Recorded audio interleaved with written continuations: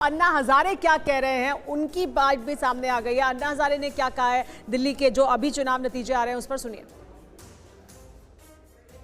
बार बताते गए हम, लेकिन उनके दिमाग में नहीं आया है। और आखिर शराब के बारे में उन्होंने एक मुद्दा उठाया कि शराब की दुकान, उसमें शराब की बात क्यों आ गई? पैसा, धन और दौलत इसमें बह गया है। इस शराब के कारण वो बदनाम हो गया है। इसके कारण लोगों को भी एक मौका मिला कि ये चारित्र के बारे में बोलता है और दूसरे बारे में शराब की बात मैं पहले से बताया है।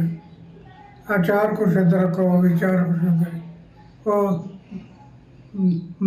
उनके दिमाग में नहीं रहा और इसके कारण आज वो इलेक्शन में हार गए, कम वोटिंग हुई है।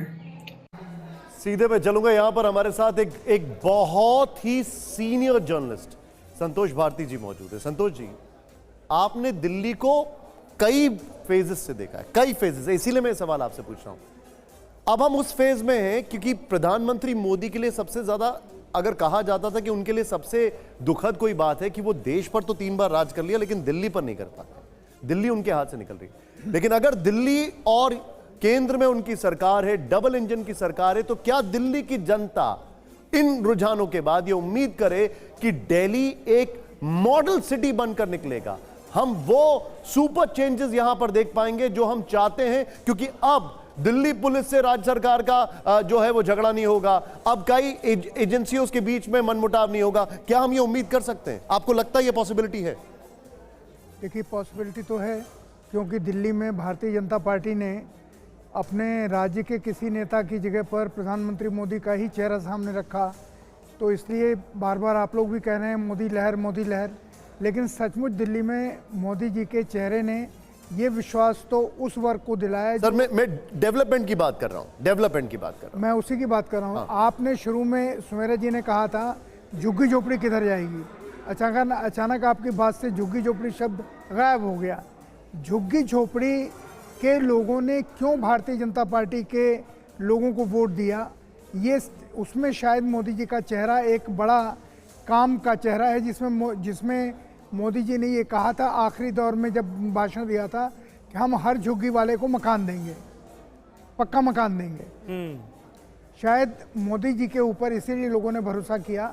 जो निशांत, यहाँ पर आपकी बात आती, जो आपने मुद्दा उठाया कि अगर यहाँ पर भारतीय जनता पार्टी की अगर सरकार आती है तो शायद केंद्र और राज्य मिलकर के दिल्ली को एक मॉडल सिटी इसलिए बनाएंगे क्योंकि सारी दुनिया की एम्बेसी यहाँ पर है हमारे देश में। देश में यहाँ पर कोई कंट्रोवर्सी नहीं होगी, एलजी का और चीफ मिनिस्टर का कोई झगड़ा नहीं होगा। शायद इसीलिए लोगों ने सोच करके और मध्य वर्ग को देना चाहिए। झगड़ा तो होगा, देखिए एमसीडी के भी इलेक्शंस होंगे ही होंगे, झगड़ा तो होगा ही होगा। संजीव जी, क्या आपको लगता है बड़ा फैक्टर है? क्या ये एक बड़ा फैक्टर है कि लोगों को लगा कि एक मौका देना चाहिए? क्योंकि बीजेपी भी वो सारे वादे तो कर रही थी और बीजेपी ने इसे बड़ा अहम हिस्सा रखा अपने कैंपेन का कि जो सब आपको आम आदमी पार्टी की सरकार दे रही है वो तो हम देंगे ही और भी हम फायदा आपको पहुंचाएंगे। तो क्या वो एक डिसाइडिंग फैक्टर है? एक बड़े तबके के लिए उसने वोट किया बीजेपी। देखिए, अब जब ये ट्रेंड नियरली कंफर्म्ड है तो अपन इसको एक फाइनल एनालिसिस की तरह से प्रयास कर सकते हैं। ये बीजेपी की जीत से ज़्यादा केजरीवाल की हार है। Basically Delhi elections was all about Kejriwal, कि लोग केजरीवाल के साथ हैं या खिलाफ। और पिछली 2 बार जैसे आपने अभी दिखाया है अपने ग्राफ्स में 67 और 62, उस नंबर से आप पिछड़ के 25 पे आए। इसका मतलब जो एक अंग्रेजी की सेइंग है जिसकी लास्ट लाइन यही, you can't fool all the people all the time. You are right. So finally उनसे मोह भंग हुआ, क्योंकि केजरीवाल एक्चुअली किसी भी चीज़ पे स्थिर नहीं रहते थे। वो बहुत ही खास तरह से अपॉर्चुनिस्ट उन्होंने पॉलिटिक्स की है।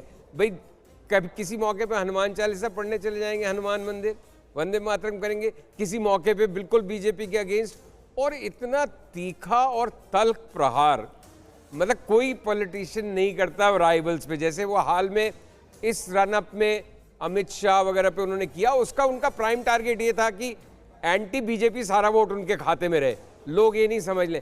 लेकिन फाइनली उनकी जो ये शुरू से था कि मेरी कमीज सबसे साफ सबसे अलग, धीरे धीरे over a period of time उसमें डेंट लगता गया और फाइनल। ठीक है, बिल्कुल। यानी कुल मिलाकर आप ये कह रहे हैं कि दिल्ली के वोटर्स का, दिल्ली की जनता का अरविंद केजरीवाल से मोह भंग हुआ है, और ये मोह भंग वाला मैंडेट इस वक्त हमें नजर आ रहा है जो कि सीधे सीधे बीजेपी के फेवर में।